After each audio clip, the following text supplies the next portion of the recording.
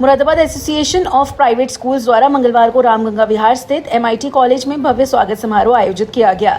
कार्यक्रम में प्रदेश सरकार के कैबिनेट मंत्री चौधरी भूपेंद्र सिंह, शिक्षक विधायक डॉक्टर हरि सिंह ढिल्लो और MLC डॉक्टर जयपाल सिंह व्यस्त मुख्य अतिथि के रूप में शामिल हुए।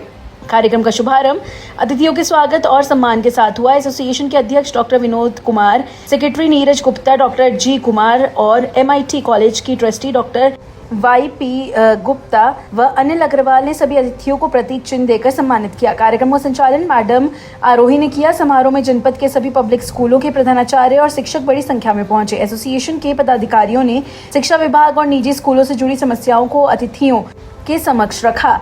अध्यक्ष डॉक्टर विनोद कुमार ने कहा कि स्कूलों की समस्याएं बहुत हैं और उनका समाधान होना चाहिए। उन्होंने कहा कि लखनऊ से स्कूलों के लिए जो आदेश जारी होते हैं उन्हें जमीनी स्तर पर लागू नहीं किया जाता है। इससे शिक्षकों और स्कूल प्रबंधन को दिक्कतों का सामना करना पड़ता है। सर, मुरादाबाद एसोसिएशन की तरफ से मैं आपको यही बताना चाह रहा हूं कि हमारे जितने भी स्कूल इस समय उपलब्ध हैं वो नियमों का पालन बहुत अच्छे तरीके से कर रहे हैं।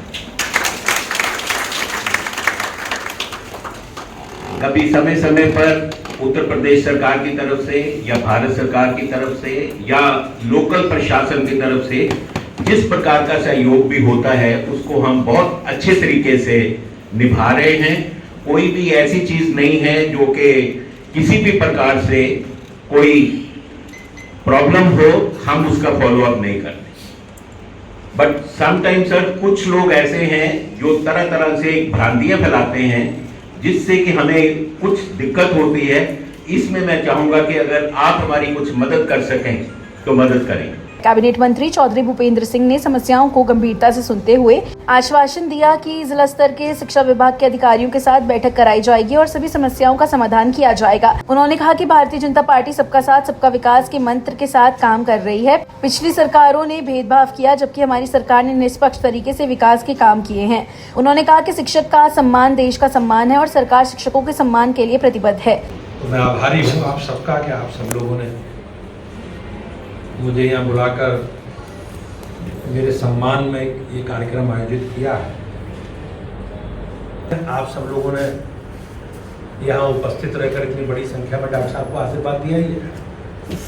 तो हम लोग कहाँ कितना आशीर्वाद मिला है राजनीतिक क्षेत्र में, तो आपके उपस्थिति से, आपके हाव भाव से, आपके उत्साह से हम लोग ये आकलन कर लेते हैं कि हमारी भूमिका क्या है, हम कहाँ खड़े।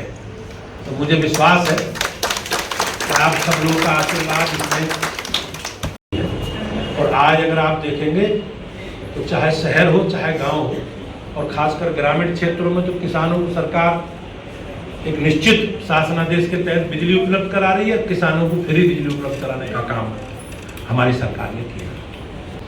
चाहे आपने देखा होगा मुरादाबाद से दिल्ली तक सड़क रोड का विषय, मुरादाबाद काशीपुर रामनगर वाली सड़क वाला विषय, और स्वास्थ्य के क्षेत्र में भी, चिकित्सा के क्षेत्र में हम लोगों ने काम किया।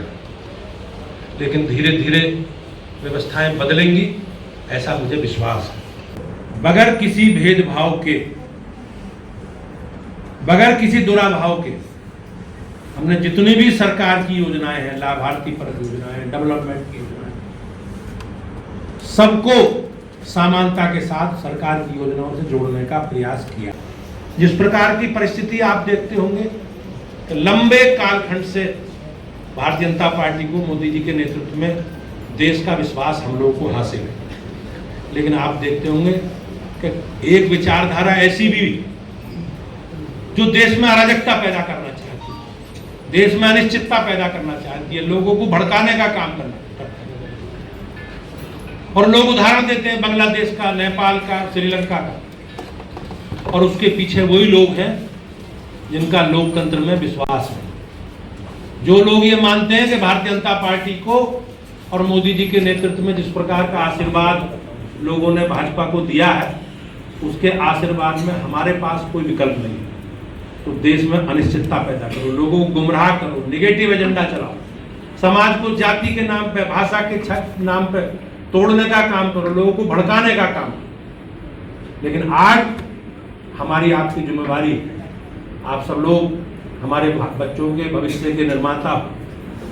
आज जो जिस प्रकार की चुनौतियों का सामना देश कर रहा है, उन चुनौतियों को ठीक प्रकार से समझना और आने वाली पीढ़ी को समझाना, ये हमारे लिए एक बड़ी चुनौती है। और हमसे संबंधित, पार्टी से, सरकार से संबंधित जो विषय हैं, हम लोग लगातार आप सबके बीच में उपस्थिति के साथ आप सबके बीच में बने रहेंगे।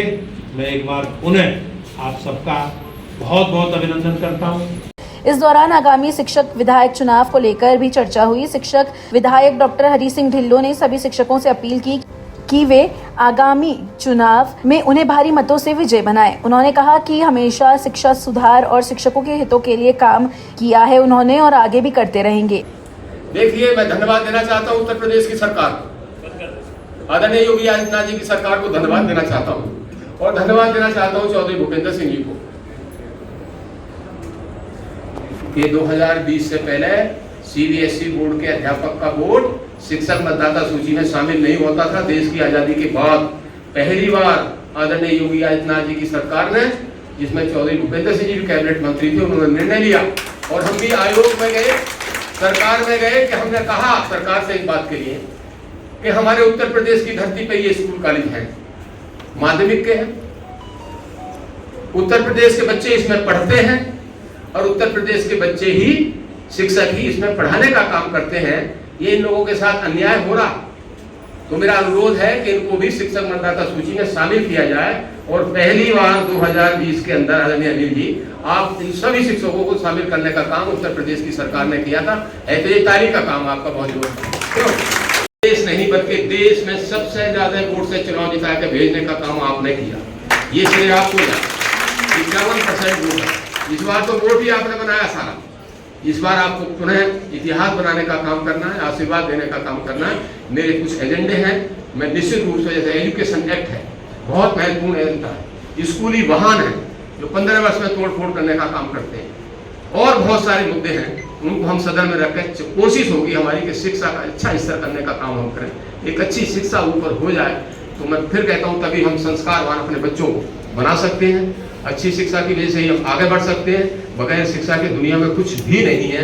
कोई कितना भी पैसे वाला हो जाओ, अगर शिक्षा घर में नहीं है तो वो भी एक बुरे हालात में ही कुछ ना कुछ बीमारियां, गलतियां, कुछ ऐसी गंदगी में पहुंच जाएगा कि परिवार खत्म हो जाते हैं बगैर शिक्षा के।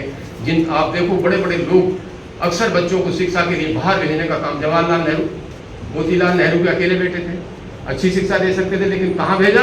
बाहर पढ़ने के लिए, कि ताकि सीखे दुनिया। समझ गए ना मेरी बात को? तो टीचर का बोर्ड कैंसिल नहीं होना चाहिए। डॉक्टर हरि सिंह ढिल्लों लिखा होगा, उसके आगे एक लाइन खींचनी है केवल, पेन पेंसिल भी घर छोड़ के जाइए, कभी वहां ले जाओ, अपने पेन से मार दो आप, ठीक है? आपका बोर्ड बड़ा महंगा है। एमएलसी डॉक्टर जयपाल सिंह व्यस्त ने कहा कि शिक्षक ही देश के भविष्य को तैयार करते हैं, उनकी समस्याओं का समाधान होना जरूरी है। भाजपा ने हमेशा शिक्षक समाज को प्राथमिकता दी है। यह माननीय डॉक्टर हरि सिंह ढिल्लों जी के निर्वाचन से संबंधित ये पार्ट 2 कार्यक्रम का आयोजन इस अवसर पर हो चुका है। पार्ट 1 पहले संपन्न हो चुका है और उस पार्ट 1 में जितने भी इस जनपद के वित्तविहीन और एडेड विद्यालय, उन सबके गुर्जन उसमें सम्मिलित हो चुके हैं।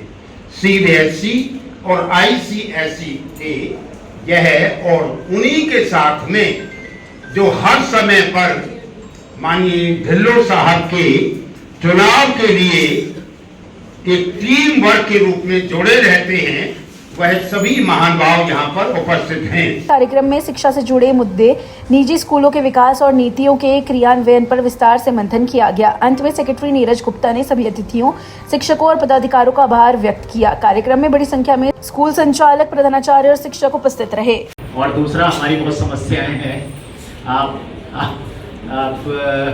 बहुत सारी समस्याएं हैं हमारी, सारे कानून बन गए हैं, लेकिन जो लखनऊ से कानून बनता है वो जो हमारे जिन्हें फॉलो कराना है, मुझे ज़्यादा नहीं बोलना चाहिए ऐसे, लेकिन वो लोग उसको नहीं पढ़ के उसके विपरीत थोड़ा सा काम होता है, ताकि जिससे हमें बहुत परेशानी होती है। सारे कानून बने हुए हैं और आप लोगों ने गवर्नमेंट से बनाए हैं। एक DFRSC की मीटिंग होता है कि सारी बातें वहाँ रखी जाएँ, सब कुछ है, लेकिन सर जो बन के आप लोगों ने वहाँ से कानून बनाया है, यहाँ पर थोड़ा फॉलो करने में उन्हें पता नहीं क्यों वो जो डिफरेंस है, वही हमारी बुराई का कारण है या हमें गलत समझते हैं। अगर उस डिफरेंस को हटा दिया जाए और अक्षरतः उसका पालन करा दिया जाए तो संभवतः हमारी बहुत सारी समस्याएं दूर हो जाएंगी।